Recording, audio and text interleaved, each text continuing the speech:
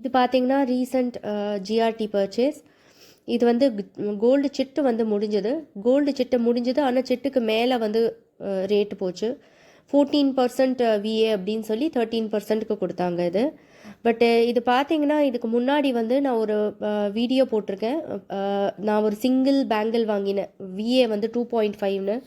அதுவும் நான் காமிக்கிறேன். இந்த பேங்கிள் தான், இந்த 3 பேங்கிள் வாங்கியிருப்பேன். உங்களுக்கும் அதை நான் காமிச்சிருப்பேன். இந்த 3 ஏன் சிங்கிளாக தனித்தனியாக தான் வாங்கினேன். இதனோட ரீசனும் நான் சொல்கிறேன். அப்போ பார்த்தீங்கன்னா கோல்டு ரேட் 10,200 அந்த மாதிரி இருந்துச்சு. பில்லும் நான் ஷேர் பண்ணியிருப்பேன்.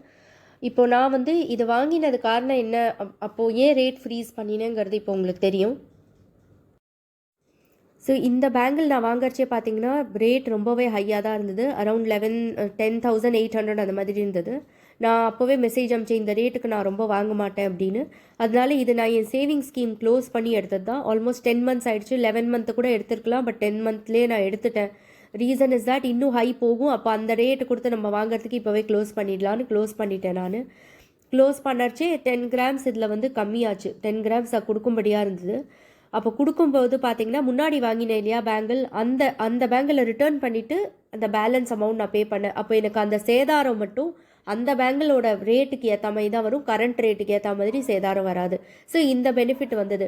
சப்போஸ் ரேட்டு குறைஞ்சிருந்ததுன்னா அப்போ நான் அந்த பேங்கில் கொடுத்துருக்க மாட்டேன். அப்போ நான் கேஷை கொடுத்து தான் நான் எடுத்திருப்பேன். இந்த சினாரியோ எப்போவுமே ஒர்க் அவுட் ஆகாது. நீங்கள் முன்னாடி வாங்கின பேங்கிள் வந்து சேதாரம் கம்மியாக, சேஃப்டி ரீசனுக்கு சேதாரம் கம்மியாக வாங்கிட்டு அது ஏற போகிறதுன்னு ஒரு ஐடியா இருக்குது அப்படின்னா அதை ரிட்டர்ன் பண்ணறச்சே வந்து அந்த பழைய சேதாரம் எனக்கு இதில் ஜிஎஸ்டிலாம் எதுவுமே வேஸ்ட் ஆகலை. நான் திரும்பி ஃபுல்லாக ரிட்டர்ன் பண்ணல. ஜிஎஸ்டிக்கு ஜிஎஸ்டி எனக்கு கிடச்சிருச்சு.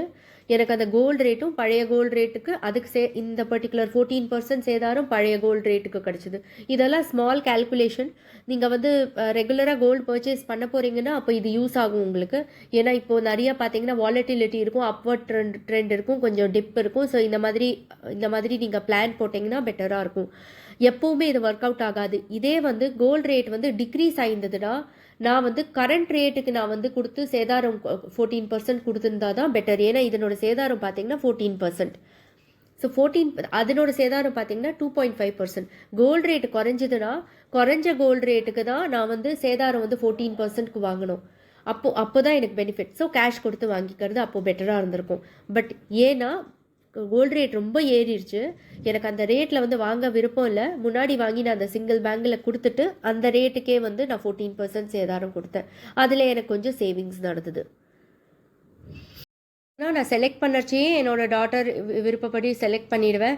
ஏன்னா அதுவும் கிளியராக சொல்லிடுவேன், நாளைக்கு ஃப்யூச்சரில் வந்து அதை வந்து விற்கிறதோ இல்லை சேஞ்ச் பண்ணிக்கிறதோ பண்ணால் இந்த லாஸ் வரும் அண்ட் இட்ஸ் நாட் அலவுட்னு கிளியராகவே சொல்லிடுங்க.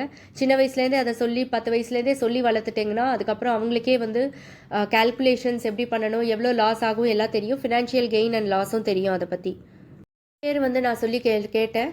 நாங்கள் இப்போ காயினாக சேர்த்து வச்சுப்போம். ஏன்னா மாடல் மாறிடும். மாடல் மாறினதுனால அது வந்து பசங்களுக்கு பிடிக்காது.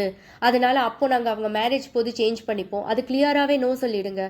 ஏன்னா இப்போ ஒரு நார்மல் பேட்டர்ன் வாங்கி வச்சுக்கோங்க. இந்த மாதிரி எப்போவுமே வந்து ஒர்க் அவுட் ஆகிற மாதிரி ஒரு பேட்டர்ன் வாங்கிக்கோங்க. அவங்களையும் கூட ஐஷன் போய் செலெக்ஷன் பண்ணிக்கோங்க. அவங்க செலெக்ஷன் மாறும், கரெக்டு தான்.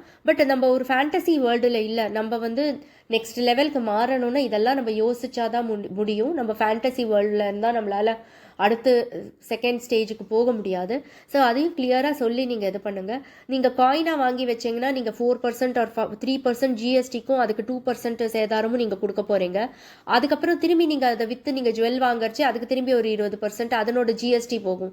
ஸோ இதெல்லாம் பார்க்கறதுக்கு பதிலாக நீங்கள் ஒரு சேவிங் ஸ்கீமை போட்டு எதில் பெட்டர், எந்த இடத்துலையா இருந்தாலும் ஒரேடியாக நான் சேவிங் ஸ்கீம் போட மாட்டேன். நான் அதுக்கும் பேலன்சிங் ஆக்ட்னு ஒரு வீடியோ போட்டிருக்கேன் பாருங்கள். அதில் எந்த நகைக்கடையும் நான் ஃபுல்லாலாம் நம்ப மாட்டேன். ஒரு ஐட்டமாக தான் வாங்குவேன். அண்ட் அது அந்த எந்த சேவிங் ஸ்கீம் இருக்கிறச்சே தான் ஆன்டிக் வாங்குவேன். முன்னாடிலாம் நான் அப்படி தான் வாங்கியிருந்தேன். பட் இப்போல்லாம் நான் அப்படி வாங்குறதில்ல. இப்போல்லாம் கொஞ்சம் சேவிங் ஸ்கீம்ஸ் இல்லைனா நார்மல் இன்வெஸ்ட்மெண்ட்க்கு அந்த மாதிரி மோஸ்ட்லி வாங்குகிறேன். ஆன்டிக் வந்து நாங்கள் செலக்ட் பண்ணி வச்சாச்சுங்கிறதுனால ரொம்ப நாங்கள் இப்போ வாங்குறதில்ல. தியான்னு ஒருத்தங்க கேட்டிருந்தாங்க, ஏன் வந்து ஒரேடியாக ஆன்டிக் போகிறீங்க இல்லை ஒரேடியாக சிங்கிள் பேங்கிளாக போகிறீங்கன்னு கேட்டிருந்தாங்க. அதுக்கு ரீசன் அதுதான். அந்த சிங்கிள் பேங்கில் இப்போ எக்ஸ்சேஞ்ச் பண்ணிட்டேன் பார்த்தீங்கன்னா ஆன்டிக்கு.